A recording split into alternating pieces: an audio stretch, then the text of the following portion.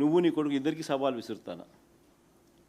ఈ డిఎస్సి మా హయాంలో జరిగిన నువ్వు ఆరోపణలు చేస్తావు ఆ డిఎస్సి రెండు సిబిఐకి మేము రెడీ. మేము తప్పు చేయలేదు కాబట్టి నేను రెడీ అంటాను. నువ్వు రెడీనా? ఛాలెంజ్. చంద్రబాబు నాయుడు గట్టిగా అడుగుతాను, ఆయన కొడుకుని ఇద్దరిని. డిఎస్సి 2025 పైనే కాదు, 2018 గ్రూప్ 1 నోటిఫికేషన్ మీద కూడా సిబిఐ ఎంక్వైరీకి మేము రెడీ. మేము తప్పు చేయలేదు కాబట్టి తలెత్తుకొని గట్టిగా అడుగుతున్నాం. నువ్వు రెడీనా అని అడుగుతాను. రెడీ అయితే వెంటనే లెటర్ రాసి. బేసిక్లీ ఈ రెండు విషయాలు ఈరోజు సుదీర్ఘంగా చెప్పడం జరిగింది. నెక్స్ట్ వెడ్నెస్డే మళ్ళీ నెక్స్ట్ వీక్ ఇంతకుముందు నేను చెప్పినట్టుగా రైతుల సమస్యలు, సంక్షోభము, కరువు అండ్ ఆల్సో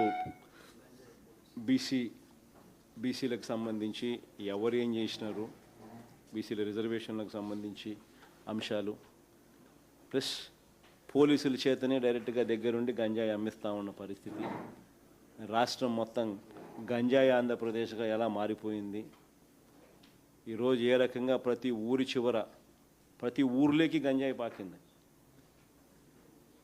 ఇంత దారుణంగా గంజాయి మద్యం గ్రామ స్థాయిలోకి వెళ్ళిపోయిన పరిస్థితులు ఎప్పుడూ లేవు.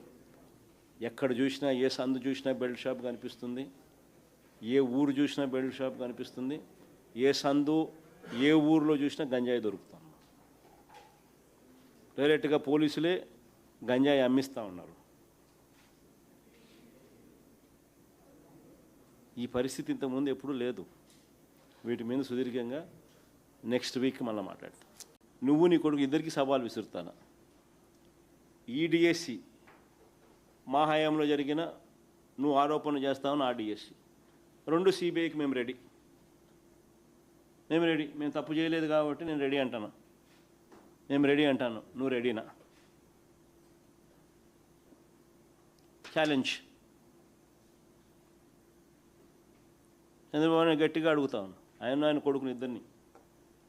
డిఎస్సి 2025 పైనే కాదు, 2018 గ్రూప్ 1 నోటిఫికేషన్ మీద కూడా సిబిఐ ఎంక్వైరీకి మేము రెడీ. మేము తప్పు చేయలేదు కాబట్టి తలెత్తుకొని గట్టిగా అడుగుతున్నాం. నువ్వు రెడీనా అని అడుగుతాను. రెడీ అయితే వెంటనే లెటర్ రాసి.